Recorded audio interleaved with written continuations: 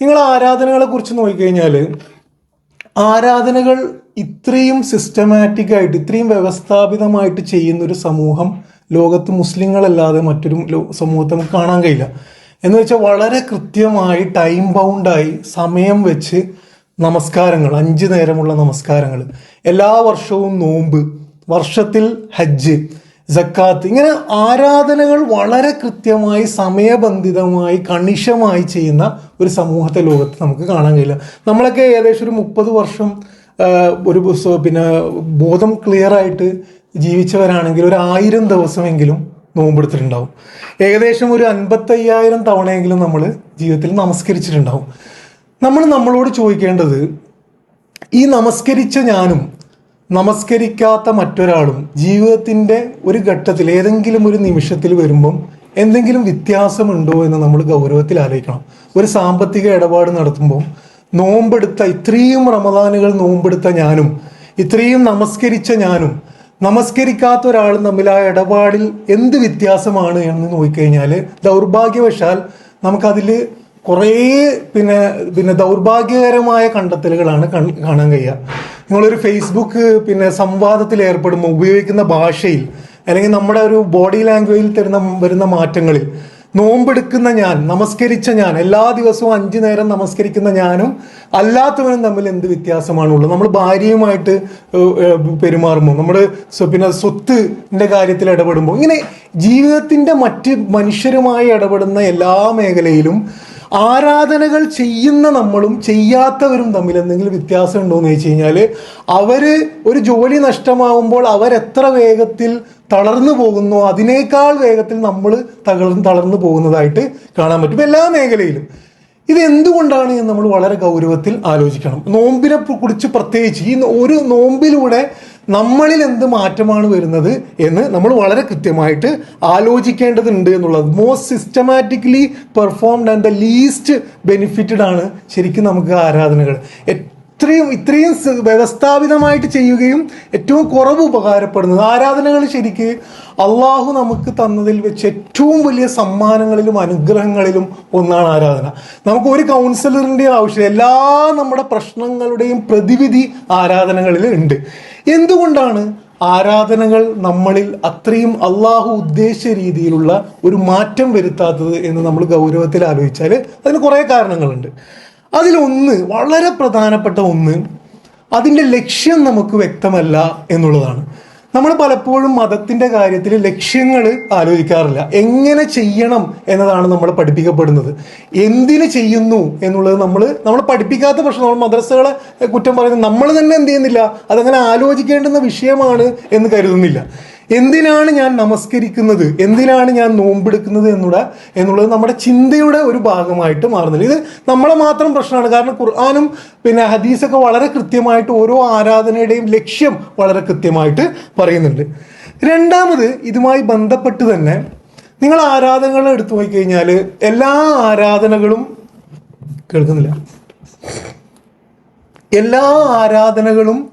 അസാധാരണമായിട്ടുള്ള ചലനങ്ങളാണ്. അസാധാരണമായ ചലനങ്ങൾ എന്ന് പറഞ്ഞു കഴിഞ്ഞാൽ, ഞാനിപ്പോൾ ഇവിടെ എഴുന്നേറ്റ് നിൽക്കുന്നതിൽ നിങ്ങൾക്ക് ഒരു അസാധാരണത്വം തോന്നില്ല. കാരണം എന്താണ്, ഇങ്ങനെ പ്രസംഗിക്കാൻ വേണ്ടി ഞാൻ എഴുന്നേറ്റ് നിൽക്കണം എന്നുള്ളത് വളരെ സിമ്പിളായിട്ടുള്ള കാര്യമാണ്. നിങ്ങളിവിടെ ഇരിക്കുന്നതിലും എന്തില്ല, ഒരു അസാധാരണത്വമില്ല. അതേസമയം നിങ്ങൾ നമസ്കാരത്തെ നോക്കുക, നമ്മളൊരു പ്രത്യേക സമയത്ത് കുമ്പിടുന്നു, പിന്നെ കുനിയുന്നു, പിന്നെ എഴുന്നേൽക്കുന്നു. നമ്മൾ ഒരു അസാധാരണമായ ചലനമാണ്. നോമ്പിന് നമ്മൾ എന്താ ചെയ്യുന്നത്, ഒരു പ്രത്യേക സമയത്ത് ഭക്ഷണം കഴിക്കുന്നു. ഹജ്ജിനെ ഒരു പ്രത്യേക സ്ഥലത്ത് പോയിട്ട് നമ്മൾ 7 പ്രാവശ്യം തിരിയുന്നു. എല്ലാം അസാധാരണമായ ചലനങ്ങളാണ്. ഈ ചലനങ്ങളുടെ ലക്ഷ്യം കൂടി അറിഞ്ഞിട്ടില്ലെങ്കിൽ എന്താ സംഭവിക്കുക എന്ന് വെച്ചാൽ വളരെ പെട്ടെന്ന് അതൊരു യാന്ത്രികമായിട്ടുള്ള ഒരു പരിപാടിയായിട്ട് മാറും. അപ്പം ലക്ഷ്യം അറിയുന്നില്ല എന്നുള്ളത് വളരെ പ്രധാനപ്പെട്ട കാര്യമാണ്. ഇസ്ലാമിൽ നിങ്ങൾ ആരാധനകളുടെ ലക്ഷ്യം നോക്കിയാൽ, ഞാൻ ആരാധനകളെ കുറിച്ച് ജസ്റ്റ് പറഞ്ഞിട്ട് നോമ്പിലേക്ക് കടക്കാം. കാരണം ഈ ഒരു ആമുഖം ഉണ്ടാകുക എന്നുള്ളത് വളരെ പ്രധാനമാണ്. ധാരാളം തെറ്റിദ്ധാരണ, നമ്മളെ കുറേ പ്രശ്നങ്ങൾ ഇതിലാണ് ചുറ്റിക്കറങ്ങി നടക്കുന്നത് എന്ന് കാണാൻ പറ്റും. ഇസ്ലാമിലെ ആരാധനാ കർമ്മങ്ങളുടെ ലക്ഷ്യം നോക്കിയാൽ അത് ഒന്നാമതായിട്ട് നമ്മുടെ യാന്ത്രികമായ ഒഴുക്കിനെ തടയാൻ വേണ്ടി അള്ളാഹ് വളരെ സിസ്റ്റമാറ്റിക് ആയിട്ട് വെച്ചിട്ടുള്ള സംവിധാനങ്ങളാണ്. എന്ന് വെച്ചാൽ അള്ളാഹു പറയുന്നത്, നിങ്ങളിങ്ങനെ ഇത്രയും സ്പീഡിൽ പോയാൽ പോരാ. ഇത്രയും സ്പീഡിൽ നിങ്ങളെല്ലാം വലിച്ചു പോകുന്നത് നേരെ നരകത്തിലാണ്. അങ്ങനെ പോയാൽ പറ്റൂല, നിങ്ങൾ നിൽക്കണം. ആ മറന്നുപോയ കാര്യങ്ങൾ ഒന്നും കൂടി ഓർക്കണം. നമ്മൾ നമ്മളെക്കുറിച്ച് വിലയിരുത്തണം. ഒന്ന് ഒറ്റയ്ക്ക് സമാധാനത്തിൽ എൻ്റെ മുന്നിൽ നിങ്ങൾ വന്ന് നിൽക്കണം. നമ്മുടെ യാന്ത്രികമായ ഒഴുക്ക്, നമ്മൾ ഒരു വർഷം നേരത്തെ ഹഫീസ് പറഞ്ഞ ഒരു വർഷം നമ്മൾ ഇങ്ങനെ എല്ലാ അഴുക്കും വലിച്ചു പോവുകയാണ്. അല്ല, അങ്ങനെ സമ്മതിക്കുന്നില്ല. ഒരു വർഷം നിൽക്കണം, ഒന്ന് സ്ലോ ഡൗൺ ചെയ്യണം, ഒന്ന് ആക്സിലേറ്റർ കുറക്കണം. എന്നിട്ട് ഒരു മാസം ഒന്ന് സമാധാനത്തോടെ നമ്മളെ വിലയിരുത്തണം. എല്ലാ ആരാധനാ കർമ്മങ്ങളും യാന്ത്രികമായ ഒഴുക്കിനെ തടയുന്നവയാണ്. എന്ന് പറഞ്ഞാൽ നമ്മൾ അതിനെ സമീപിക്കുമ്പോഴും ആ മനോഭാവവും ആ ഒരു റെഡിനെസ്സും നമുക്ക് എന്ത് ചെയ്യണം, ഉണ്ടാകണം. രണ്ടാമത്, ഇസ്ലാമിലെ ഒരാരാധനയും സ്വയം തന്നെ ലക്ഷ്യമല്ല എന്ന് നമ്മൾ മനസ്സിലാക്കണം. സ്വയം തന്നെ ലക്ഷ്യമല്ല.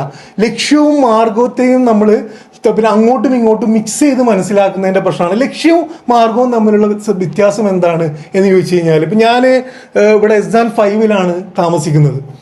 ഇവിടെ വരിക എന്നുള്ളതാണ് ഇന്നെൻ്റെ ലക്ഷ്യം. ഇവിടെ ഒയാസിസിൽ എത്തുക എന്നുള്ളതാണ് എൻ്റെ ലക്ഷ്യം. ഞാൻ വണ്ടി ഓടിക്കുന്നു എന്നുള്ളത് മാർഗമാണ്, ഇവിടെ എത്താനുള്ള മാർഗമാണ്. നിങ്ങൾ ആലോചിച്ച് നോക്കുക, ഞാൻ ആ വണ്ടി ഓടിക്കുന്നത് തന്നെ ലക്ഷ്യമായി കരുതി എന്താ സംഭവിക്കുക? ഞാൻ ഒരിക്കലും ഒയാസിസിൽ എത്തൂല, ഞാൻ വണ്ടി ഓടിച്ചുകൊണ്ടേയിരിക്കുകയാണ് ചെയ്യുക. ഇസ്ലാമിലെ ഒരു ആരാധനാ കർമ്മവും സ്വയം തന്നെ ലക്ഷ്യമല്ല. എന്ന് പറഞ്ഞാൽ നമസ്കരിക്കുന്നത് ഒരു ലക്ഷ്യമല്ല, നമസ്കരിച്ചു തീർത്തു എന്നുള്ളത് ഒരു ലക്ഷ്യമല്ല. നമസ്കാരത്തിലൂടെ നേടേണ്ടുന്ന ലക്ഷ്യം അള്ളാഹു അവിടെ വേറെ പഠിക്കുന്നുണ്ട്. തൻഹാനിൽ ഫഹ്ശായി വൽ മുൻകർ. നമസ്കാരത്തിലൂടെ നമ്മളിൽ വന്നു ചേരണം. അത് നേടുമ്പോഴാണ് നമസ്കാരത്തിന് എന്ന മാർഗം കൃത്യമാകുക. നോമ്പെടുക്കൽ ഒരു ലക്ഷ്യമല്ല. നിങ്ങൾ ഭക്ഷണം കഴിക്കുന്നതും കഴിക്കാത്തതും ഒന്നും വിഷയമല്ല. നോമ്പെടുക്കുന്നത് ലക്ഷ്യമേ അല്ല. നോമ്പെടുക്കുന്നതിലൂടെ നമ്മൾക്ക് കിട്ടേണ്ടുന്ന ലക്ഷ്യമുണ്ട്, അത് കിട്ടണം. ഹജ്ജ് ചെയ്യുന്നത് ഒരു ലക്ഷ്യമല്ല. ഹജ്ജിലൂടെ നമ്മൾ നേടുന്ന ആരാധനകൾ ഒന്നും തന്നെ സ്വയം തന്നെ ലക്ഷ്യമല്ല. ആ ലക്ഷ്യം നമ്മൾ കൃത്യമായിട്ട് അറിയണം. മൂന്നാമത്, ഇസ്ലാമിലെ ആരാധനാ കർമ്മങ്ങളൊക്കെ പ്രതീകാത്മകമാണ്. ഞാൻ നേരത്തെ പറഞ്ഞു അസ്വാഭാവികമായ ചലനമാണ് എന്നുള്ളത്. പ്രതീകാത്മകമാണ്, സിംബോളിക് റെപ്രസെൻറ്റേഷനാണ്. സിംബോളിക് എന്ന് പറഞ്ഞു കഴിഞ്ഞാൽ വളരെ സിമ്പിളായിട്ട് ഞാൻ പറഞ്ഞാൽ, ഇപ്പം ഞാനിവിടെ ഇരിക്കുമ്പം എൻ്റെ ഉപ്പ പെട്ടെന്ന് കടന്നു വരികയാണെങ്കിൽ ഞാൻ എന്ത് ചെയ്യും? എഴുന്നേറ്റ് നിൽക്കും. എന്തിനാണ് എഴുന്നേറ്റ് നിൽക്കുന്നത്? ബഹുമാനം കാണിക്കാനാണ്. പക്ഷെ ഞാൻ ഉപ്പാനോട് പറയുന്നില്ല എനിക്ക് ബഹുമാനം ഉണ്ട് എന്നുള്ളത്. അത് പറയാതെ എനിക്കും മനസ്സിലാവും, ഉപ്പാക്കും മനസ്സിലാവും. എങ്ങനെ മനസ്സിലാവുന്നത്? ഞാൻ പ്രതീകാത്മകമായി എഴുന്നേറ്റ് നിൽക്കുന്നത് കൊണ്ട് എനിക്കും അദ്ദേഹത്തിനും ക്ലിയറാണ്. അതേപോലെ ഇസ്ലാമിലെ ആരാധനയിൽ നമ്മൾ ചെയ്യുന്ന ഓരോ ചലനത്തിനും ഒരു പ്രതീകമാത്മമാണ്, അതിനൊരു അർത്ഥമുണ്ട്. സുജൂദ് എന്ന് പറയുന്നത് നമ്മളങ്ങനെ കുമ്പിടുന്നതിന് കുറേ അർത്ഥങ്ങളുണ്ട്. പടച്ചവൻ എന്ന എല്ലാ സമ്പൂർണനായ ശക്തിക്ക് മുന്നിൽ നമ്മളെല്ലാം നിസ്സാരനായി നമ്മളെ മുന്നിലിരിക്കുകയാണ്. ഈ ഒരു ബോധം നമ്മുടെ മനസ്സിൽ ഉണ്ടാവണം. ഇത് പെട്ടെന്ന് മനസ്സിലാകാൻ ഹജ്ജ് ചെയ്തവർ ഹജ്ജിന് നമ്മൾ ഒരു സ്ഥലത്ത് പോയിട്ട് കല്ലെറിയുന്നത് നിങ്ങൾ ആലോചിച്ച് നോക്കുക. ആ കല്ലെറിയുന്നത് തന്നെ ഒരു പ്രത്യേക പണിയായിട്ട് നമ്മൾ മനസ്സിലാക്കി എന്താ ചെയ്യുക? അത് പ്രതീകാത്മകമാണ്. നമ്മൾ ജീവിതത്തിൽ എവിടെയൊക്കെ നമ്മളെ ഷെയ്ത്താന്റെ പ്രലോഭനം വരുമ്പോഴും അവനെ കല്ലെറിയുമെന്ന് നമ്മൾ നമ്മളോട് പറയാണ്. പ്രതീകാത്മകമാണ്. അതേപോലെ നോമ്പിൽ നമ്മൾ ഭക്ഷണം കഴിക്കുന്നതും കഴിക്കാത്തതും പ്രതീകാത്മകമാണ്. എന്തിനെയാണ് അത് റെപ്രസെന്റ്, അതിന്റെ മെസ്സേജ് എന്താണ് എന്ന് നമ്മൾ മനസ്സിലാക്കൽ വളരെ പ്രധാനമാണ്. ആരാധനകളും ജീവിതവും. അപ്പം ഇത് ആരാധനകളെ കുറിച്ച് നമ്മൾ മനസ്സിലാക്കുക എന്നുള്ളത് വളരെ പ്രധാനമാണ്. ഇനി ഇതോടൊന്നിച്ച് തന്നെ നമുക്ക് മനസ്സിലാക്കണം, മുസ്ലിം സമുദായത്തിന് എവിടുന്നോ വന്ന കുറേ തെറ്റിദ്ധാരണകളുടെ ഭാഗമായിട്ട് നമ്മളിപ്പോഴും ആരാധനയെയും ജീവിതത്തെയും വേറെ വേറെയാണ് മനസ്സിലാക്കുന്നത്. നിങ്ങൾ നമസ്കാരത്തെ ഖുർആനിൽ പരിചയപ്പെടുത്തിയ സ്ഥലങ്ങളൊക്കെ നോക്കിയാൽ ജീവിതത്തിന്റെ ചൂടിലല്ലാതെ നമസ്കാരത്തെ അള്ളാഹു പരിചയപ്പെടുത്തിയിട്ടില്ല. വളരെ പരസ്പര ബന്ധിതമാണ് ആരാധനയും ജീവിതവും. എന്ന് പറഞ്ഞാൽ റമദാൻ എന്ന് പറയുന്നത് പെട്ടെന്നൊരു മാസം ആകാശത്ത് നിന്ന് പൊട്ടി വീഴുന്നതല്ല. മറ്റു 11 മാസങ്ങളുമായി ബന്ധപ്പെട്ടിങ്ങനെ വളരെ സുന്ദരമായി ഒഴുകുന്ന ഒരു മാസമാണ് റമദാൻ മാസം. ആ റമദാൻ മാസം കഴിഞ്ഞിട്ടുള്ള മാസത്തിനോടും അതിന് മുന്നേ ഉള്ള മാസത്തിനോടും അതിന് ബന്ധമുണ്ട്. നമ്മൾ പള്ളിയിൽ കയറി മുസല്ലയിൽ നമസ്കരിക്കുമ്പം ആ നമസ്കാരത്തിന് അതിന് തൊട്ടു മുന്നേയുള്ള ജീവിതവുമായും അതിന് ശേഷമുള്ള ജീവിതവുമായിട്ടും ബന്ധമുണ്ട്. ആരാധന ജീവിതത്തിന് വേണ്ടിയാണ്. ജീവിതം ആരാധനയിലൂടെ ശുദ്ധീകരിക്കേണ്ടതാണ്. ഈ ഒരു ബന്ധത്തുല്യം വേണ്ടിയിട്ടാണ് യഥാർത്ഥത്തിൽ ആരാധന പഠിപ്പിക്കുന്നത് എന്ന് കാണാൻ പറ്റും. മതം ചടങ്ങുകളല്ല. ഇങ്ങനെ നമ്മൾ ചടങ്ങുകളായിട്ട് മനസ്സിലാക്കുന്നതുകൊണ്ടാണ് പുറത്തുള്ള ഒരാൾക്ക് പെട്ടെന്ന് നോക്കുമ്പം ഒരാൾ ഭയങ്കര നമസ്കാരമൊക്കെയാണ്, പക്ഷെ അയാളുടെ സ്വഭാവത്തിലൊന്നും കാണുന്നില്ല. അതുകൊണ്ടാണ് അവർക്ക് അതൊരു ചടങ്ങായിട്ട് തോന്നുന്നത്. നിങ്ങൾ ആലോചിക്കുക, എല്ലാം വളരെ കൃത്യമായി നോമ്പെടുക്കുന്ന ഒരാളെ ഒരു അമുസ്ലിം അല്ലെ മുസ്ലിം അല്ലാത്ത ഒരാളെ കാണുന്നു, വളരെ കൃത്യമായി നോമ്പെടുക്കുന്നു, ഭക്ഷണം കഴിക്കുന്നു, കഴിക്കാതിരിക്കുന്നു, പക്ഷെ എന്നോട് പെരുമാറുമ്പോൾ അതൊന്നും കാണുന്നില്ല. മതം ചടങ്ങായി മാറുന്നതിന്റെ കാരണം നമ്മൾ ഈ ജീവിതവുമായി ബന്ധപ്പെടുത്തി അതിനെ മനസ്സിലാക്കുന്നില്ല എന്നുള്ളതാണ്. രണ്ടിടത്തും നമ്മൾ രണ്ട് വ്യക്തിത്വങ്ങളാണ്. പള്ളിയിൽ കയറുമ്പം നമ്മൾ ഭയങ്കര ആത്മീയതയുള്ള അസ്സലാമു അലൈക്കും എന്നൊക്കെ പറഞ്ഞിട്ട് ഭയങ്കര വ്യക്തിത്വമായിരിക്കും. അതേ ഞാൻ പുറത്തിറങ്ങുമ്പോൾ ഒരാൾക്കും റോഡിൽ നിൽക്കാൻ പറ്റാത്ത രീതിയിലുള്ള ഡ്രൈവിംഗ് ആയിരിക്കും നമ്മൾ ചെയ്യുന്നത്. എന്ന് വെച്ചാൽ ഈ ഒരു ബന്ധം, ഈ ഒരു കണക്ഷൻ നമുക്ക് മനസ്സിലാകാത്തതിൻ്റെ പ്രശ്നം അവിടെ ഉണ്ട് എന്ന് കാണാൻ പറ്റും. ഇതെല്ലാം കൂടി മനസ്സിലാകാൻ ഞാൻ നിങ്ങൾക്ക് ഒരു കാര്യം പറയാം. നമ്മുടെ ജീവിതം നോമ്പിന് മുന്നേ ഉള്ള ഒരു മാസം, ഒരാൾ വീഡിയോ റെക്കോർഡ് ചെയ്യാന്ന് വെക്കുക, നോമ്പിൻ്റെ ഒരു മാസം വീഡിയോ റെക്കോർഡ് ചെയ്യുന്നു, നോമ്പിന് ശേഷമുള്ള ഒരു മാസം വീഡിയോ റെക്കോർഡ് ചെയ്യുന്നു. എന്നിട്ട് അത് നിങ്ങൾക്ക് കാണിച്ചു തന്നു കഴിഞ്ഞാൽ ഞാൻ മനസ്സിലാക്കുന്നത് നമ്മളോട് തന്നെ എന്തോ ഒരു പ്രശ്നം തോന്നുന്നൊരു വീഡിയോ ആയിരിക്കും അത്. നമുക്ക് തന്നെ തോന്നുന്നത് എന്തോ പ്രശ്നമുണ്ട് എന്നുള്ളത്. നോമ്പിന് മുമ്പേ നമ്മളിങ്ങനെ വളരെ ആവറേജിൽ പോയി, വേണമെങ്കിൽ ജമാഅത്തിന് പോവാം, ദിക്ർ എല്ലാം വേണേൽ ഖുർആനൊക്കെ ഓതാം, അങ്ങനെ വളരെ ഇതിലിങ്ങനെ പോകുന്ന നമ്മൾ നോമ്പിൻ്റെ ആദ്യത്തെ ദിവസം വഹി ഇറങ്ങിയതുപോലെ ഭയങ്കര വേറെ ആരോ ആയി മാറുകയാണ്. പള്ളിയിലൊന്നും സ്ഥലമില്ല. പിന്നെ സുബീക്കൊക്കെ പോയി കഴിഞ്ഞാൽ ഈ ആൾക്കാരൊക്കെ ഇവിടെ ഉണ്ടോ എന്ന് തന്നെ നമ്മൾ പെട്ടെന്ന് ഇത് എവിടെ നിന്നാണ് ഇപ്പം ജനിച്ചു വീണാണോ ആൾക്കാരെന്ന് വിചാരിക്കും. അത്രയും ആൾക്കാർ പള്ളിയിൽ പോയി കഴിഞ്ഞാൽ ഖുർആനില്ല, എല്ലാവരും ഖുർആനുമായിട്ട് ബന്ധപ്പെട്ട് ഭയങ്കര ദിക്ർ, ഭയങ്കര നമ്മൾ അള്ളാഹ്ക്ക് കാണിച്ചു കൊടുക്കുകയാണ് ഞാൻ ഇങ്ങനെയൊക്കെ എനിക്ക് പറ്റും എന്നുള്ളത്. ഓക്കെയാണ്, അൽഹംദുലില്ലാഹ്, വളരെ നല്ല കാര്യമാണ്. ഇതൊക്കെ ചെയ്യേണ്ടതാണ്, ഞാനിതിനെ വിമർശിക്കുകയല്ല. നോമ്പിന് അത് ചെയ്യണം, അതാണ് നോമ്പിൻ്റെ സത്ത എന്ന് പറയുന്നത്. പക്ഷേ പെരുന്നാൾ കഴിഞ്ഞിട്ടുള്ള ആദ്യത്തെ ദിവസം നമ്മൾ വീണ്ടും വേറൊരാളായി മാറുകയാണ്. നമുക്ക് തന്നെ ആലോചിച്ചാൽ മനസ്സിലാവും ഇതിലെന്തോ പ്രശ്നം ഉണ്ട് എന്നുള്ളത്. നമുക്ക് തന്നെ ആലോചിച്ചാൽ, ഇതാരും പറഞ്ഞേണ്ട ആവശ്യമില്ല, ടെക്സ്റ്റ് നിങ്ങൾ കൊണ്ടുപോകേണ്ട ആവശ്യമില്ല. അള്ളാന്റെ നീതിമാനായ പടച്ചവനെ കുറിച്ച് നമ്മൾ ആലോചിച്ചാൽ, ലോജിക്ക് നിറഞ്ഞൊരു മതമാണ് ഇസ്ലാം എന്ന് നമുക്ക് മനസ്സിലായാൽ, ഇങ്ങനെ ഇല്ലോജിക്കലായിട്ടുള്ള യുക്തിയില്ലാത്ത ഇങ്ങനെ ഒരു പരിപാടിയെ കുറിച്ച് അള്ളാഹ് നമ്മൾ പഠിപ്പിക്കൂല എന്ന് മനസ്സിലാവും. അപ്പൊ ഇതിലെന്തോ ഒരു പ്രശ്നമുണ്ട്. ആ പ്രശ്നത്തെ കുറിച്ചാണ് ഞാൻ ഇതുവരെ പറഞ്ഞുകൊണ്ടിരുന്നത്. ആ പ്രശ്നം എന്താണ് എന്ന് നമ്മൾ സ്വയം വിലയിരുത്തിയിട്ട് ഈ നോമ്പിനെ എന്ത് ചെയ്യണം, സമീപിക്കണം. ഇത് ഞാൻ പറഞ്ഞതുപോലെ ഇത് ഇസ്ലാമിന്റെ പ്രശ്നമല്ല, നമ്മുടെ മനസ്സിലാക്കേണ്ട പ്രശ്നമാണ്. ഇസ്ലാം സുന്ദരമായ മതമാണ്, അതിൻ്റെ ഓരോ ആരാധനാകർമ്മവും സുന്ദരമാണ് എന്നുള്ളതാണ്. ഇനി നമ്മൾ നോമ്പിലേക്ക് കിടന്നാൽ, ഈ ഒരു ആമുഖം വെച്ചുകൊണ്ട് നമ്മൾ നോമ്പിലേക്ക് കിടന്നാൽ, ഖുർആനിൽ അള്ളാഹു പറയുന്ന ഒരു ആയത്ത്, അൻ തസൂമു ഖൈറുൽ ലക്കും, നോമ്പെടുക്കണം നിങ്ങൾ, അത് നിങ്ങൾക്ക് ഏറ്റവും ഹൈറാണ്.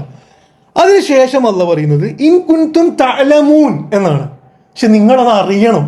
എന്താണ് നോമ്പ്, എന്താണ് അതിൻ്റെ സത്ത, എന്താണ് അതിൻ്റെ ആത്മാവ് എന്ന് നിങ്ങൾ അറിഞ്ഞിരുന്നെങ്കിൽ ഖൈറുല്ലക്കും, അത് നിങ്ങൾക്ക് ഹൈറാണ് എന്ന് പറയുന്നതായിട്ട് കാണാൻ പറ്റും.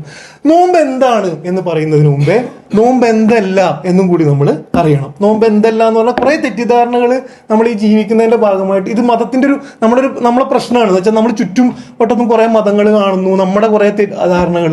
നോമ്പ് എന്തല്ല എന്നറിയണം. നോമ്പ് സ്വർഗത്തിലേക്കുള്ളൊരു ഷോർട്ട് കട്ട് അല്ല. എന്ന് വെച്ചാൽ സ്വർഗത്തിലേക്ക് കടക്കാൻ വേണ്ടിയിട്ടുള്ള എല്ലാ സഹായവും നോമ്പിലൂടെ നമുക്ക് കിട്ടും, ധാരാളം അനുഗ്രഹങ്ങൾ കിട്ടും. പക്ഷെ സ്വർഗത്തിലേക്ക് ഷോർട്ട് കട്ട് അല്ല നോമ്പ്. ഷോർട്ട് കട്ട് എന്ന് പറഞ്ഞാൽ എന്താണ്, നമ്മളിങ്ങനെ പോയിട്ട് ഇങ്ങനെ പെട്ടെന്ന് തിരിഞ്ഞിട്ട് ഒരൊറ്റ പോകൂലേ, അങ്ങനെ പോകാൻ കഴിയില്ല. നിങ്ങൾ നോമ്പിന് മാത്രം ഭയങ്കര മുത്തുമുഗ്മിനായിട്ട് അതിനല്ലാത്ത അങ്ങനെ ഒരു ജീവിതം ജീവിച്ച നിങ്ങൾ ആലോചിച്ചു. നോമ്പിന് മുന്നേ മരണപ്പെട്ടു പോയ എത്രയോ നമ്മളെക്കാൾ തക്കുവയുള്ള ആൾക്കാരുണ്ട്. നിങ്ങൾ വിചാരിക്കുന്നുണ്ടോ അല്ലാഹ് മഹ്ശറയിൽ നമുക്ക് എക്സ്ട്രാ ഒരു നോമ്പ് കിട്ടി എന്നുള്ളത് കൊണ്ട് നമ്മളെ വിചാരണ അവരെക്കാൾ കുറെ കൂടെ നന്നാവും? അങ്ങനെയല്ല. നോമ്പ് എന്തല്ല, സ്വർഗത്തിലേക്കുള്ളൊരു ഷോർട്ട് കട്ട് അല്ല. അത് ചെയ്യേണ്ടുന്നത് പോലെ ചെയ്യുന്നിടത്താണ് യഥാർത്ഥത്തിൽ അതിൻ്റെ പ്രതിഫലം കിട്ടുക. രണ്ടാമത്, നോമ്പിന് ആരോഗ്യവുമായിട്ട് പ്രത്യേക ബന്ധം ഇല്ല. നമ്മൾ ഭക്ഷണം കുറയ്ക്കുമ്പം ഇൻഡയറക്റ്റ് ആയിട്ട് നമ്മൾ ആരോഗ്യത്തിന് അത് ഗുണം ചെയ്യും, അത് വേറെ വിഷയമാണ്. പക്ഷെ നോമ്പിനെ കുറിച്ച് പറയുമ്പോൾ നമ്മൾ ആദ്യം തന്നെ ആരോഗ്യം എന്ന് പറഞ്ഞിട്ട്, ആരോഗ്യ ക്ലാസ്സുകൾ, ആരോഗ്യം എന്ന് പറഞ്ഞിട്ട് ചിന്തിക്കുന്നത് തന്നെ ആ ആരാധനയോട് ചെയ്യുന്ന വലിയൊരു പ്രശ്നമാണ്. കാരണം ഇസ്ലാമിലെ ആരാധനകളുടെ സത്ത ആത്മീയതയാണ്. അത് വേറെ തന്നെ ലക്ഷ്യമാണ്. ആ ലക്ഷ്യം നമുക്ക് മനസ്സിലാത്തതുകൊണ്ട് നമുക്ക് എളുപ്പമായി തോന്നുന്ന ലക്ഷ്യങ്ങളിലേക്ക് നമ്മൾ എടുക്കില്ല. നമ്മളൊന്ന് ഡയറ്റ് ചെയ്ത് കളയാം. ഇത് ഏതുപോലെ എന്ന് വെച്ച് കഴിഞ്ഞാൽ, സുജൂദ് ചെയ്യുന്നത് നട്ടലിന് നല്ലതാണ് എന്ന് പഠിപ്പിക്കുന്നത് പോലെയാണ്. പിന്നെ അയാൾ സുജൂദ് ചെയ്യുമ്പോഴേക്കും നട്ടലിനെ കുറിച്ചാണ് ആലോചിക്കുക, അള്ളാഹിനെ കുറിച്ചല്ല ആലോചിക്കുക. സുജൂദ് എന്ന് പറയുന്നത് ആത്മീയത നിറഞ്ഞ ഒരു പോസ്റ്ററാണ്. അതിന് നട്ടലിന് ഡയറക്റ്റായിട്ട് ഇൻഡയറക്റ്റ് ആയിട്ട് ഇമ്പാക്ട് ഉള്ളത് വേറെ വിഷയമാണ്. പട്ടിണി കിടക്കുന്നതല്ല നോമ്പ്. പട്ടിണി കിടക്കുന്നതിനെ കുറിച്ചല്ല അള്ളാഹ് പറയുന്നത്. അതുകൊണ്ടാണ് പ്രവാചകൻ സല്ലല്ലാഹു അലൈഹി വസല്ലമയുടെ ഒരു ഹദീസിൽ പ്രവാചകൻ പറയും, ഈ ഹദീസ് നോക്കുക, എത്ര കൃത്യവും എത്ര സുന്ദരവുമായിട്ടാണ് പ്രവാചകൻ പറയുന്നത്. കുറേ അധികം ആളുകൾക്ക് നോമ്പിലൂടെ വിശപ്പും ദാഹവും അല്ലാതെ മറ്റൊന്നും കിട്ടുകയില്ല. എന്ന് പറഞ്ഞാൽ എന്താണ്? വിശപ്പല്ല കിട്ടേണ്ടത്, ദാഹമല്ല കിട്ടേണ്ടത്, മറ്റൊന്നാണ് കിട്ടേണ്ടത്. അപ്പോൾ വിശപ്പും ദാഹവും മാത്രം കിട്ടിയ നോമ്പുകളെ കുറിച്ച് ആലോചിച്ചു. അത് കൂടെ നമുക്ക് അത് കഴിഞ്ഞിട്ട് ഫീൽ എന്താ ഒരു മാസം ചെയ്തത്? വിശപ്പും ദാഹവും കിട്ടി. വിശപ്പും ദാഹവും അല്ലാതെ മറ്റൊന്നും കിട്ടുകയില്ല. ഇനി പ്രവാചകൻ സല്ലല്ലാഹു അലൈഹി വസല്ലമയുടെ മറ്റൊരു ഹദീസ്, നോമ്പുകാരന്റെ 2 സന്തോഷങ്ങളിൽ ഒരു സന്തോഷം നോമ്പ് തുറക്കുമ്പോഴാണ്. അപ്പൊ പട്ടിണി കിടക്കലല്ല വിഷയം, നോമ്പ് തുറക്കുമ്പോഴാണ് എന്ന്. അപ്പൊ നമ്മളെ കൊണ്ട് ഒരെന്തോ ഭയങ്കരമായിട്ടുള്ള പീഡനത്തെ കുറിച്ചല്ല പറയുക. പീഡനം പറയുന്ന മതങ്ങൾ വേറെ ഉണ്ട്. നോമ്പിനെ കുറിച്ചുള്ള ആയത്തുകൾ ഇങ്ങനെ പറഞ്ഞിട്ട് അള്ളാഹ് പറയുന്നത് യുരീദുല്ലാഹു ബിക്കുമുൽ യുസ്ർ വലാ യുരീദു ബിക്കുമുൽ ഉസ്ർ എന്ന് പറയുന്നുണ്ട്. നിങ്ങൾക്ക് അള്ളാഹു എളുപ്പമാണ് ഉദ്ദേശിക്കുന്നത്, നിങ്ങൾക്ക് എന്തല്ല ബുദ്ധിമുട്ടല്ല ഉദ്ദേശിക്കുന്നത് എന്ന് പറയാൻ കഴിയും. അപ്പൊ എന്താണ് റമദാൻ എന്ന് ചോദിച്ചു കഴിഞ്ഞാല്, ഒന്ന്, റമദാൻ എന്ന് പറയുന്നത് അടുത്ത 11 മാസം നമ്മൾ എങ്ങനെ ജീവിക്കുമെന്ന് നമ്മൾ പ്രതീകാത്മകമായിട്ട് അള്ളാഹിനോട് ചിലത് കാണിച്ചു കൊടുക്കുന്നതാണ്, അല്ലെങ്കിൽ അള്ളാഹ് നമ്മളെ പരിശീലിപ്പിക്കുന്നതാണ് റമദാൻ. അടുത്ത 11 മാസത്തിലേക്കുള്ള ഒരു വളരെ സുന്ദരമായ അള്ളാഹിന്റെ പരിശീലനമാണ് റമദാൻ. അതേപോലെ തന്നെ റമദാന്റെ ഏറ്റവും വലിയ പ്രത്യേകത ഖുർആൻ ഇറങ്ങിയ മാസമാണ് എന്നുള്ളതാണ്. അപ്പൊ ഇത് ക്ലിയർ ആണ്. ഇനി ഞാൻ തുടക്കത്തിൽ പറഞ്ഞു നോമ്പ് ലക്ഷ്യമല്ല എന്നുള്ളത്. എന്താണ് നോമ്പിന്റെ ലക്ഷ്യം?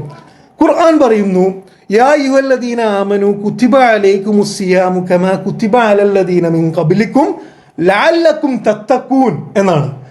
നിങ്ങൾക്ക് ഞാൻ നോമ്പ് നിർബന്ധമാക്കപ്പെട്ടിരിക്കുന്നു. എന്താണ് അതിലൂടെ നേടേണ്ടത്? തഖ്വയാണ് നേടേണ്ടത്.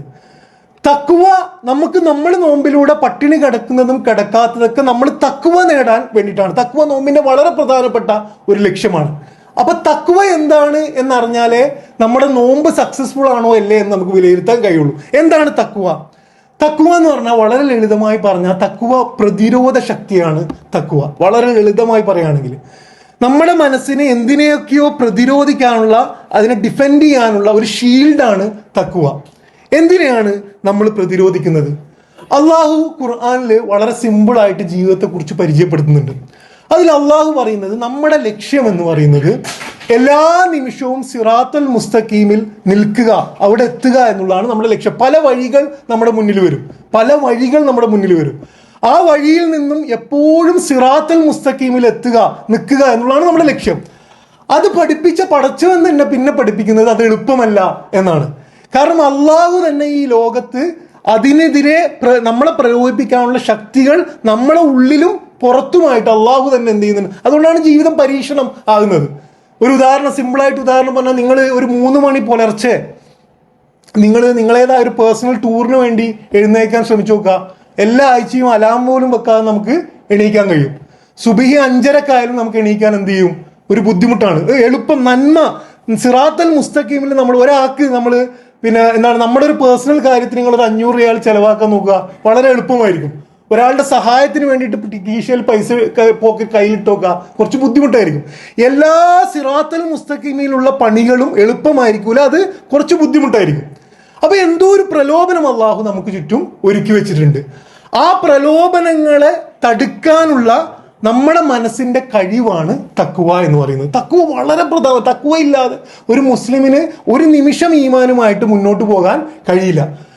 സിറാത്തുൽ മുസ്തഖീമിൽ നമ്മൾ പോകാൻ ശ്രമിക്കുമ്പം നമ്മളെ അതിന് പ്രലോഭിപ്പിക്കുന്ന, തടുക്കുന്ന എല്ലാ ശക്തികളെയും പ്രതിരോധിക്കാനുള്ള നമ്മുടെ മനസ്സിന്റെ കഴിവാണ് തഖ്വ. ഖുർആനിലെ ഇബ്ലീസ് പറയുന്ന ഒരു കാര്യം, ലഅഖുദന്ന ലഹും സിറാത്തക്കൽ മുസ്തഖീം. കുഴപ്പമില്ല, ഞാൻ എത്ര ഇട്ടാലും വേർത്തുകൊണ്ടിരിക്കും. പ്രശ്നം. ലഅഖുദന്ന ലഹും സിറാത്തക്കൽ മുസ്തഖീം എന്നാണ് ഇബ്ലീസ് പറഞ്ഞത്. ലഅഖുദന്ന ലഹും സിറാത്തക്കൽ മുസ്തഖീം, സിറാത്തൽ മുസ്തഖീമിൽ ഞാൻ പോയി ഇരിക്കും എന്നാണ് പറയുന്നത്. അപ്പൊ ഈ പ്രലോഭനങ്ങളെ തടുക്കാനുള്ള നമ്മുടെ മനസ്സിന്റെ കഴിവാണ് തഖ്വ. ഈ തഖ്വ നേടുക എന്നുള്ളതാണ് നോമ്പിലൂടെ നമ്മളെ ലക്ഷ്യം. എന്ന് വെച്ചാൽ നോമ്പിന് മുന്നേ നമ്മളെ ഉള്ളിൽ, നമ്മുടെ മനസ്സിൽ തഖ്വയുടെ കഴിവ് എത്രത്തോളം ഉണ്ടായിരുന്നോ അത് നോമ്പിലൂടെ കുറെ കൂടെ കൂട്ടാനുള്ള ശ്രമമാണ് ഈ എല്ലാ പണികളും നമ്മൾ ചെയ്യുന്നത്. തഖ്വയെ കുറിച്ച് ഖുർആൻ പറയുന്നത് ലിബാസു തഖ്വ ദാലിക ഖൈർ എന്നാണ്. ലിബാസു തഖ്വ, ലിബാസ് എന്താണ്? വസ്ത്രമാണ്. വസ്ത്രം എന്താ ചെയ്യുന്നത്? നമ്മളും പുറം ലോകവും തമ്മിൽ നമ്മുടെ മറയാണ് വസ്ത്രം. അതേപോലെ തഖ്വ നമ്മുടെ മുന്നിലുള്ളതാണ്. എല്ലാ തരം പ്രലോഭനങ്ങളെയും തടുക്കാനുള്ള നമ്മുടെ ഒരു കഴിവാണ് തഖ്വ. അത് നേടലാണ് യഥാർത്ഥത്തിൽ നോമ്പിലൂടെ നടക്കുന്നത്. എങ്ങനെയാണ് തഖ്വ നേടുക എന്നത് നമ്മൾ മനസ്സിലാക്കിയാൽ നോമ്പിൽ നമ്മൾ എന്താണ് ചെയ്യുന്നത്, അള്ളാഹ് എന്താണ് നമ്മളെ ചെയ്യിക്കുന്നത് എന്ന് നമുക്ക് മനസ്സിലാവും. തഖ്വ നേടുന്നത് മനസ്സിനെ നിരന്തരം അള്ളാഹുവിൽ ഫോക്കസ് ചെയ്യാൻ പരിശീലിക്കുന്നതിലൂടെയാണ് നമ്മുടെ മനസ്സിൽ തഖ്വ നേടുന്നത്. എല്ലാ കാര്യങ്ങളും അള്ളാഹ്ക്ക് വേണ്ടി ത്യാഗം ചെയ്യാൻ നമ്മളെ പരിശീലിപ്പിക്കുമ്പോഴാണ് നമുക്ക് തഖ്വ കൂടുക. അതേപോലെ നമ്മുടെ മനസ്സ് നിഷ്കളങ്കമാകുമ്പോഴാണ് നമ്മുടെ ഉള്ളിൽ തഖ്വ നിറയുക. ഇത് ക്ലിയർ ആണ്. ഇനി റമദാനിൽ എന്താ നടക്കുന്നത് നിങ്ങൾ നോക്കി നോക്കുക. റമദാനിൽ എന്താണ് നടക്കുന്നത്? റമദാൻ 30 ദിവസത്തെ വളരെ സുന്ദരമായ തഖ്വ ട്രെയിനിങ് ആണ്. റമദാനിൽ നടക്കുന്നത് 2 കാര്യങ്ങളാണ്. ഒന്ന്, തീവ്രമായി അള്ളാഹുവിലേക്ക് നമ്മളെ ശ്രദ്ധ ക്ഷണിക്കുകയാണ്. എല്ലാ ദിവസവും അള്ളാഹിനെ ശ്രദ്ധിക്കണം എന്നാണ് പറയുന്നത്. നിങ്ങൾ എവിടെ പോയാലും എന്നെ ശ്രദ്ധിക്കണം, എത്ര അശ്രദ്ധ ഉണ്ടെങ്കിലും എന്നെ ശ്രദ്ധിക്കണം എന്നാണ് എല്ലാ ദിവസവും പറയുന്നത്. പക്ഷെ നോമ്പിന് അള്ളാഹ് എന്താ ചെയ്യുന്നത്? നമ്മൾ സാധാരണ ചെയ്യുന്ന കാര്യങ്ങൾ പോലും മാറ്റി വെച്ചുകൊണ്ട് അള്ളാഹിനെ ശ്രദ്ധിക്കാൻ പറയാണ്. കുറെ കൂടെ എക്സ്ട്രീം ആയിട്ട് അള്ളാഹിനെ ഫോക്കസ് ചെയ്യാൻ. അങ്ങനെയാണ് ട്രെയിനിങ് സെഷൻസ്. അങ്ങനെയാണ് കുറെ കൂടെ എക്സ്ട്രീം ആയിട്ട് നമ്മളെ പരിശീലിപ്പിക്കും. എന്തിനു വേണ്ടിയിട്ടാണ്? നോമ്പ് കഴിഞ്ഞിട്ടുള്ള മാസങ്ങളിൽ എത്ര അശ്രദ്ധ നമ്മുടെ മുന്നിൽ വന്നാലും അള്ളാഹിനെ ശ്രദ്ധിക്കാനാണ്. തഖ്വയാണ് ഇവിടെ പരിശീലിക്കുന്നത്. സൗമ് വിട്ടു നിൽക്കലാണ്. നമ്മൾ സാധാരണ ജീവിതത്തിൽ ഭക്ഷണം കഴിക്കുന്നു, വെള്ളം കുടിക്കുന്നു, അള്ളാഹ് പറയുന്ന അതും മാറ്റി വെക്കുക. അതും മാറ്റി വെച്ചിട്ട് എന്നെ ശ്രദ്ധിക്കുക. നമ്മൾ ഭാര്യയുമായി ബന്ധപ്പെടുന്നുണ്ട് എല്ലാ ദിവസവും, അതും മാറ്റി വെക്കുക, എന്നെ മാത്രം ശ്രദ്ധിക്കുക. ഒരു മാസം അള്ളാഹു എല്ലാ അശ്രദ്ധയിൽ നിന്നും മാറി എന്നെ മാത്രം ശ്രദ്ധിക്കാൻ നമ്മളെ പരിശീലിപ്പിക്കുകയാണ്. അതിലൂടെ നമ്മളെ അള്ളാഹു പരിശീലിപ്പിക്കുന്നത് നോമ്പാണ്. അപ്പം എല്ലാം വിട്ടു നിൽക്കുന്നതിലല്ല കാര്യം, ആ വിട്ടു നിൽക്കുന്നതിലൂടെ നേടേണ്ട തഖ്വയാണ് കാര്യം എന്നുള്ളത് നമ്മുടെ മനസ്സിൽ നമ്മൾ എന്ത് ചെയ്യരുത്, മറന്നു പോകരുത്. നോമ്പിൽ നമ്മുടെ ഉള്ളു കാലിയാവും, നമ്മുടെ മനസ്സ് കാലിയാവും. ആ കാലിയായ ഇടത്തിലേക്ക് വന്നു നിറയുന്നതാണ് നാഥൻ. വല്ലാത്ത അനുഭവമാണ്. നിങ്ങൾ ശരിക്കും ഫീൽ ചെയ്ത് കഴിഞ്ഞാൽ ഈ ഭക്ഷണവും പാനീയവും ഒക്കെ ഒഴിവാക്കി മനസ്സിൽ മറ്റു ചിന്തകളൊക്കെ ഒഴിവാക്കുമ്പം അള്ളാഹ് വന്ന് നിറയുന്ന ആ മൊമെന്റ് ഉണ്ട്, ആ നിമിഷം നോമ്പിന്റെ പകലുകളിൽ, അത് വല്ലാത്ത ആത്മീയ അനുഭവമാണ്. അള്ളാഹ് ഉദ്ദേശിക്കുന്നതും ഇതാണ്. അപ്പൊ നോമ്പിന്റെ ഒന്നാമത്തെ പോയിന്റ് എന്ന് പറയുന്നത്, നോമ്പ് എങ്ങനെയാണ് തഖ്വ പരിശീലിപ്പിക്കുന്നതെന്ന് വെച്ച് കഴിഞ്ഞാൽ അള്ളാഹു നമ്മളെ തീവ്രമായ ശ്രദ്ധ ക്ഷണിക്കുകയാണ്. പ്രവാചകൻ സല്ലല്ലാഹു അലൈഹി വസല്ലം ഒരു ഖുദ്സിയായ ഹദീസിൽ പറയുന്നത്, നോമ്പ് എനിക്ക് വേണ്ടിയാണ്. അള്ളാഹ് പറയാണ്, അതിന് ഞാൻ പ്രതിഫലം നൽകും. എന്നിട്ട് അതിന്റെ അവസാനത്തിൽ പറയുന്നത്, കാരണം മനുഷ്യൻ അവന്റെ ഇച്ഛകളും ഭക്ഷണവും എനിക്ക് വേണ്ടി ഒഴിവാക്കുന്നു. അതാണ് ഒഴിവാക്കുന്നു, എനിക്ക് വേണ്ടി ഒഴിവാക്കുന്നു, എന്നെ മാത്രം ശ്രദ്ധിക്കുന്നു എന്നുള്ളത്. അപ്പൊ ഒന്നാമത്തെ പോയിന്റ്, വിട്ടു നിൽക്കാൻ നമ്മളെ പരിശീലിപ്പിക്കുന്നു, തഖ്വ നമുക്ക് നേടാൻ. ഇതിലൊരു പ്രശ്നമുള്ള എന്താന്ന് വെച്ച് കഴിഞ്ഞാല്, അള്ളാഹു വളരെ ബേസിക് കാര്യം പോലും വിട്ടു നിൽക്കാൻ പറയുന്നു, ഭക്ഷണവും വെള്ളവും. പക്ഷെ നമ്മളെന്താ ചെയ്യുന്നത്? നമ്മളേതായ മറ്റ് എൻഗേജ്മെന്റ്സ് നോമ്പിൽ വീണ്ടും തുടരുന്നു എന്നുള്ളതാണ്. സോഷ്യൽ മീഡിയ ആയാലും മറ്റെല്ലാ എൻഗേജ്മെന്റ്സും. ഇതിന്റെ ഒരു റൂഹ് എവിടെയാണ് കിടക്കുന്നത് വെച്ചാൽ, എല്ലാം വിട്ടുനിന്ന്, വേണ്ടാത്ത, വളരെ നിർബന്ധമല്ലാത്ത എല്ലാത്തിൽ നിന്നും വിട്ടുനിന്ന് അള്ളാഹുവിലേക്ക് ശ്രദ്ധിക്കാൻ പറഞ്ഞിട്ട് നമ്മൾ എന്ത് ചെയ്യുന്നു? നമ്മളേതായ വേറെ എൻഗേജ്മെന്റ്സ് കൊണ്ടുവരുന്നു. ഇതാണ് ഒന്നാമത്തെ പോയിന്റ്. രണ്ടാമത്, നോമ്പിൽ എന്താ നമ്മൾ ചെയ്യുന്നത്? രാവിലെ ഒരു പ്രത്യേക സമയത്ത് ഭക്ഷണം കഴിക്കാതിരിക്കുന്നു, മഗ്‌രിബിന് ഒരു പ്രത്യേക സമയത്ത് ഭക്ഷണം കഴിക്കുന്നു. എന്ന് പറഞ്ഞാൽ രാവിലെ നമുക്ക് തോന്നുന്ന സമയത്ത് ഭക്ഷണം കഴിക്കാതിരിക്കാൻ കഴിയില്ല. അള്ളാഹ് പറഞ്ഞ സമയത്ത് ഭക്ഷണം കഴിക്കാതിരിക്കണം. ഇനി മഗ്‌രിബിന് നമുക്ക് കുറച്ച് ആത്മീയത കൂട്ടിക്കളയാം എന്ന് പറഞ്ഞിട്ട് നീട്ടിക്കൊണ്ടുപോകാനും കഴിയില്ല. മഗ്‌രിബിന് അള്ളാഹ് പറഞ്ഞ സെക്കൻഡിൽ ഭക്ഷണം കഴിക്കണം. അപ്പൊ എന്താ അവിടെ പരിശീലിപ്പിക്കുന്നത്? അവിടെ ഭക്ഷണം കഴിക്കുന്നതും പ്രശ്നമല്ല, കഴിക്കാത്തതും പ്രശ്നമല്ല, അള്ളാഹിനെ അനുസരിക്കുന്നു എന്നുള്ളതാണ് വിഷയം. ഭക്ഷണം കഴിക്കുന്നതും നോമ്പാണ്, കഴിക്കാത്തതും നോമ്പാണ്. അള്ളാഹുവിനെ അനുസരിക്കുന്നിടത്താണ് ആ നോമ്പ് പൂർണ്ണമാകുന്നത്. അള്ളാഹ് നമ്മളെ പരിശീലിപ്പിക്കുന്നത് തഖ്വയാണ്. എന്ന് വെച്ചാൽ ഈ ഒരു മാസം വളരെ അസ്വാഭാവികമായ ഒരു പരിശീലനത്തിലൂടെ അവൻ പറഞ്ഞ സമയത്ത് ഭക്ഷണം കഴിക്കാതിരിക്കുകയും അവൻ പറഞ്ഞ സമയത്ത് ഭക്ഷണം കഴിപ്പിക്കുകയും ചെയ്യുന്നതിലൂടെ അടുത്ത 11 മാസം നമ്മളെ എവിടെ കൊണ്ടിട്ടാലും അള്ളാഹ് പറഞ്ഞ സെക്കൻഡിൽ അള്ളാഹിനെ അനുസരിക്കാനുള്ള ഒരു പരിശീലനം നമ്മുടെ ഉള്ളിൽ നടത്തുകയാണ് നോമ്പ്. എന്ന് വെച്ചാൽ നോമ്പ് ഭക്ഷണം കൊണ്ടുള്ളൊരു നാടകമല്ല, അത് കൃത്യമായി തഖ്വ പരിശീലിപ്പിക്കുന്ന സുന്ദരമായ ഒരു പ്ലാറ്റ്ഫോമാണ് എന്ന് നമ്മൾ മനസ്സിലാക്കണം. അപ്പൊ ഇത് ജീവിതത്തിൽ പ്രയോഗിക്കാൻ വേണ്ടിയിട്ടുള്ള 2 ക്ലിയർ ആണുള്ളത്. നോമ്പ് എന്താണ് എന്നുള്ളത് വളരെ ക്ലിയർ ആണ്. അതേപോലെ നോമ്പിന് ചെയ്യുന്ന എന്താണ്? നോമ്പിന് നമ്മളെ പാപങ്ങൾ അള്ളാഹു പുറത്തു തരികയാണ്, നിഷ്കളങ്കമാക്കുകയാണ്. നിഷ്കളങ്കമാകുമ്പോഴാണ് തഖ്വ നിറയുന്നത്. ഈ 3 കാര്യങ്ങളാണ് ഈ 30 ദിവസം നടക്കുന്നത് എന്നുള്ളത് നമ്മൾ മനസ്സിലാക്കുക. ഇതിനെ 3നെയും, തഖ്വ, നോമ്പ്, അതേപോലെ ഈ പ്രതിരോധം എന്നതിനെ 3നെയും ചേർത്തുകൊണ്ട് മൂന്ന് വാക്യങ്ങൾ 3 കോട്സ് ഞാൻ നിങ്ങൾക്ക് പറയാം, അപ്പൊ കുറെ കൂടെ ക്ലിയർ ആവും. പ്രവാചകൻ സല്ലല്ലാഹു അലൈഹി വസല്ലം പറയുന്നത് നോമ്പ് പരിചയാണ് എന്നാണ്. തഖ്വയുടെ അർത്ഥം പരിചയാണ്, നോമ്പ് പരിചയാണ് എന്ന് പ്രവാചകൻ സല്ലല്ലാഹു അലൈഹി വസല്ലം പഠിപ്പിക്കുന്നു. അപ്പൊ അത് തമ്മിലുള്ള ബന്ധം നമുക്ക് മനസ്സിലാവും. അതിനാൽ നിങ്ങൾ മോശം വാക്ക് പറയരുത്, അറിവ് കേട് പ്രവർത്തിക്കരുത്. ആരെങ്കിലും നിങ്ങളോട് ചീത്ത പറയുകയോ അക്രമം കാണിക്കുകയോ ചെയ്താൽ ഞാൻ നോമ്പുകാരനാണ് എന്ന് പറയാം. അപ്പൊ നമ്മൾ എന്താ പരിശീലിക്കുന്ന? ഒരു ഷീൽഡാണ്, ഒരു കവചമാണ്, ഒരു പരിചയാണ് പരിശീലിക്കുന്നത്. ഇബ്നു റജബ് പറയുന്നത് തഖ്വയുടെ സത്ത എന്നത് ഒരു രക്ഷാ കവചം ഉണ്ടാക്കുക എന്നുള്ളതാണ്. അപ്പൊ കണക്റ്റഡ് ആണ്. ഇനി ഉമർ ബിൻ അബ്ദുൽ അസീസ്, മഹാനായ ഉമർ ബിൻ അബ്ദുൽ അസീസ് പറയുന്നത്, ഈ വാക്യങ്ങൾ നിങ്ങൾ ശ്രദ്ധിച്ചു നോക്കുക. തഖ്വ എന്നത് പകൽ നോമ്പെടുക്കുന്നതും രാത്രി നമസ്കരിക്കലുമല്ല. തഖ്വ എന്നത് പകല് നോമ്പെടുക്കുന്നതും രാത്രി നമസ്കരിക്കലുമല്ല. അത് അള്ളാഹു വിലക്കിയതിൽ നിന്ന് വിട്ടുനിൽക്കലും അവൻ പറഞ്ഞത് ചെയ്യലുമാണ്. എന്ന് പറഞ്ഞാൽ ഭക്ഷണം കഴിക്കലോ കഴിക്കാത്തതോ അല്ല പ്രശ്നം എന്നുള്ളത് ഉമർ ബിൻ അബ്ദുൽ അസീസ് കൂടി പറയുന്നതായിട്ട് കാണാൻ പറ്റും. നമ്മൾ ചെയ്യേണ്ടത് എന്താണ് എന്ന് ചോദിച്ചു കഴിഞ്ഞാൽ, ഇപ്പൊ വളരെ പെർഫെക്റ്റ് ടൈമാണ്, ഇനി ഒരാഴ്ച കൂടിയാണുള്ളത്. നമ്മൾ വിലയിരുത്തണം നമ്മുടെ ശരീരത്തിന്റെ ഏത് ഭാഗത്താണ് തഖ്വ കുറവ്. ഇമാം ഗസാലി പറയുന്നത് നമ്മുടെ ശരീരത്തിന്റെ ഓരോ ഭാഗത്തിനും നോമ്പുണ്ട് എന്നാണ്. നമ്മുടെ ശരീരത്തിന്റെ ഏത് ഭാഗത്തിനാണ് തഖ്വ കുറവ്? എന്റെ പ്രശ്നം കണ്ണായിരിക്കും. കണ്ണ് പിടിച്ചെടുത്ത് നിൽക്കുന്നില്ല, കാരണം നോക്കാൻ പറ്റാത്തതൊക്കെ നോക്കുന്നു. കണ്ണിനായിരിക്കും എനിക്ക് തഖ്വ പരിശീലനം നോമ്പിലൂടെ ആവശ്യം. ചിലരുടെ പ്രശ്നം നാക്കായിരിക്കും, ചിലരുടെ പ്രശ്നം വേറെ പലതുമായിരിക്കും, സാമ്പത്തികമായിരിക്കും. ഏത് മേഖലയിലാണ്, ഏത് അവയവത്തിനാണ് തഖ്വയുടെ പ്രശ്നം എന്ന് നമ്മൾ നോമ്പിന് മുന്നേ വിലയിരുത്തുക. ആ നോമ്പിലൂടെ നമ്മൾക്ക് ആ തഖ്വ പരിശീലനം ആ അവയവത്തിനും ആ മേഖലയിൽ നമ്മൾ പരിശീലിക്കുക. നമ്മൾ സ്ട്രോങ് ആയ മേഖലയിൽ നമുക്ക് ഭയങ്കര ആശ്വാസവും സംതൃപ്തിയും കിട്ടും. നമ്മൾ വീക്കായ മേഖല ഏതാണ് എന്ന് നമ്മൾ വിലയിരുത്തുക. ആ മേഖലയിൽ നോമ്പിലൂടെ ഒരു പുതിയ വ്യക്തിയായി മാറാൻ കഴിയുക. എന്നാലും പോരാ, നോമ്പ് കഴിഞ്ഞിട്ട്, അതാണ് വളരെ പ്രധാനപ്പെട്ട സമയം, പെരുന്നാളിന് ശേഷം ഈ നോമ്പിലൂടെ ഞാൻ കുറെ കൂടെ നന്നായോ എന്ന് നമ്മൾ സ്വയം വിലയിരുത്തുക, തഖ്വ കൂടിയോ എന്ന് വിലയിരുത്തുക. എന്നിട്ട് ശീലിച്ച ഈ നല്ല ശീലങ്ങളൊക്കെ വീണ്ടും ജീവിതത്തിൽ തുടരാനുള്ള ഒരു തീരുമാനം എടുക്കുക.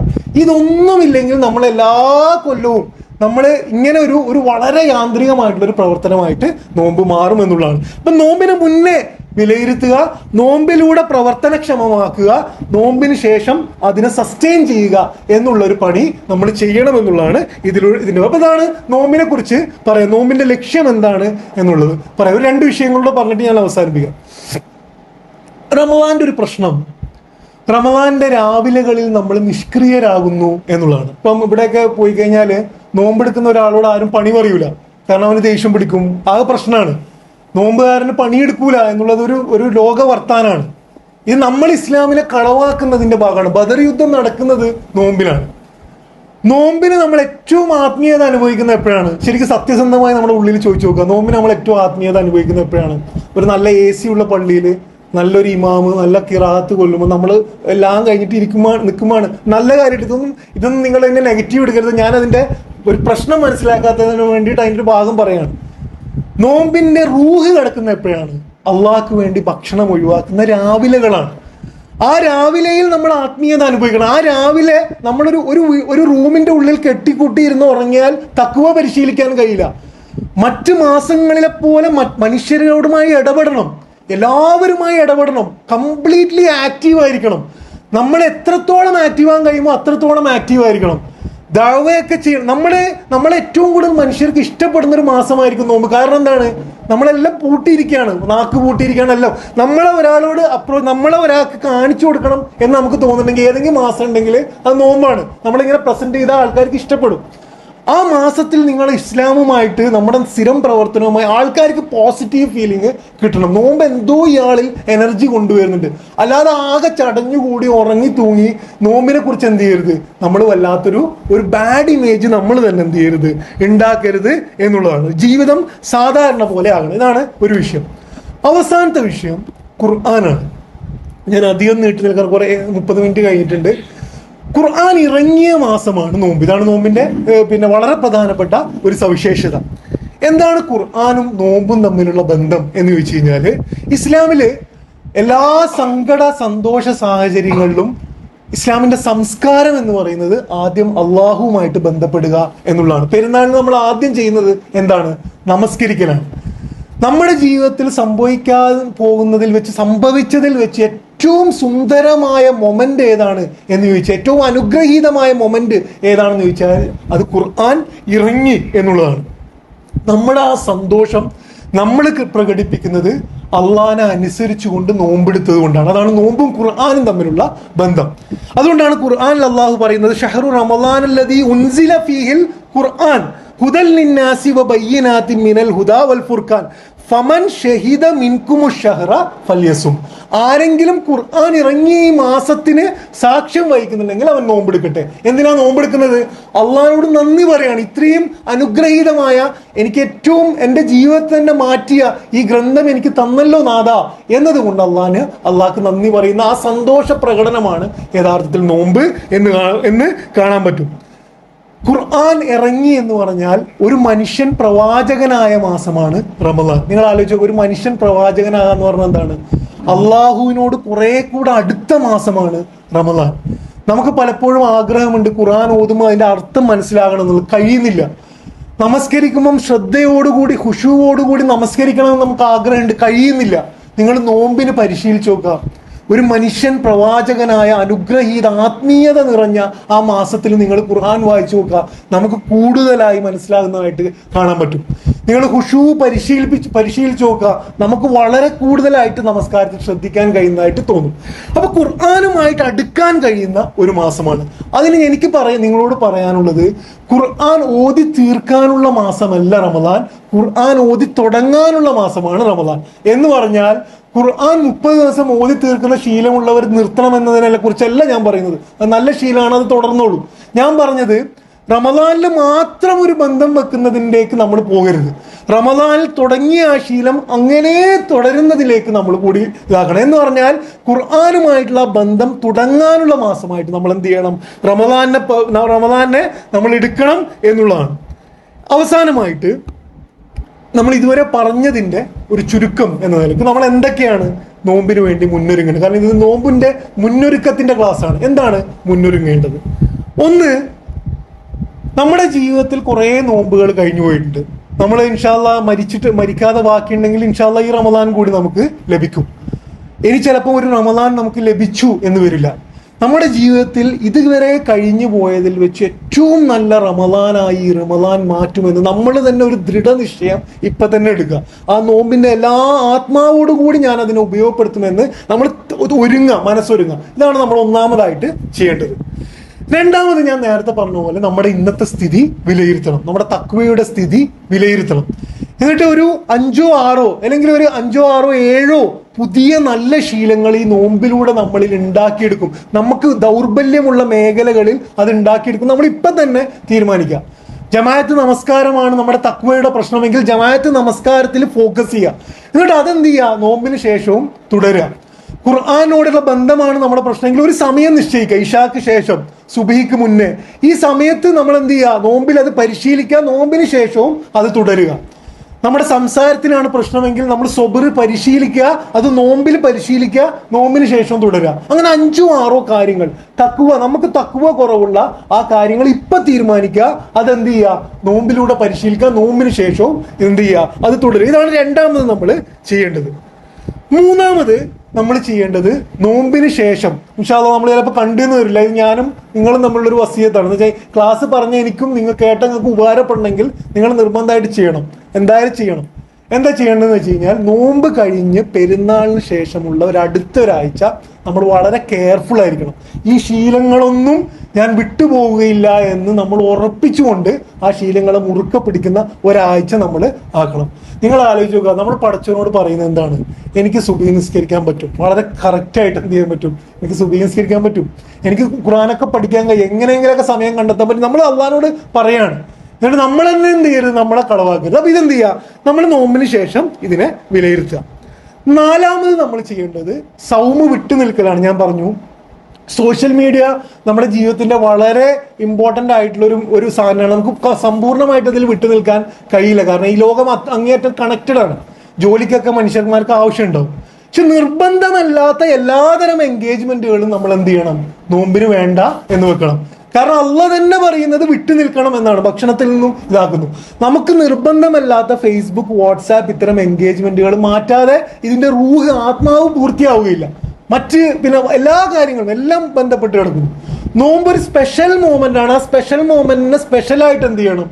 ട്രീറ്റ് ചെയ്യണം. ആ ട്രീറ്റ് ചെയ്യണമെങ്കിൽ നമ്മളെ മറ്റ് എൻഗേജ്മെന്റിൽ നിന്ന് മാറിയേക്കാനുള്ള തീരുമാനം നമ്മൾ എടുക്കണം. അവസാനമായിട്ട് ധാരാളമായി നമ്മൾ പാപമോചനം നടത്തേണ്ടുന്ന മാസം കൂടിയാണ് ഇത്. പ്രവാചകൻ സല്ലല്ലാഹു അലൈഹി വസല്ലമ വളരെ നിർബന്ധപൂർവ്വം നമ്മളെ പഠിപ്പിച്ച ഒന്നാണ് നോമ്പിലൂടെയുള്ള പാപമോചനങ്ങൾ. അള്ളാഹുവിനോട് കരഞ്ഞൊരു കുട്ടിയെ പോലെ തൗബ ചെയ്തുകൊണ്ട് തിരിച്ചു പോകേണ്ടുന്ന മാസം. ഈ അവസരം നമ്മൾ കളഞ്ഞു കുടിക്കരുത്.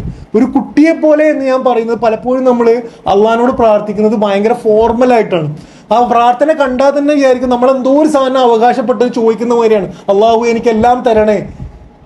ഒരു കുട്ടിയെ പോലെ നമ്മുടെ തെറ്റുകൾ പറഞ്ഞ് കരഞ്ഞ് അള്ളാഹിന്റെ മുന്നിൽ പ്രാർത്ഥിക്കാൻ കഴിയുന്ന സുന്ദരമായ രാവുകളും പകലുകളുമാണ് വരാൻ പോകുന്നത്. അത് നമ്മൾ എന്ത് ചെയ്യണം?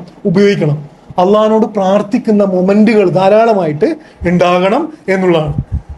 ഇത്രയാണ് നോമ്പിനെ കുറിച്ച് പറയണമെന്ന് കരുതിയ കുറച്ച് കാര്യങ്ങൾ. ഉപകാരപ്പെട്ടു എന്ന് വിചാരിക്കുന്നു. അള്ളാഹു നമ്മളെയൊക്കെ അനുഗ്രഹിക്കുമാറാകട്ടെ. പടച്ചവൻ നമ്മളെ ആയുസ് ഇനിയൊരു നോമ്പും കൂടി കിട്ടാനുള്ള ഭാഗ്യവാന്മാരുടെ കൂട്ടത്തിൽ അള്ളാഹു നമ്മളെ എടുത്തു തരുമാറാകട്ടെ. ربنا تقبل منا انك انت السميع العليم وتب علينا انك انت التواب الرحيم. امين امين برحمتك يا ارحم الراحمين. السلام عليكم.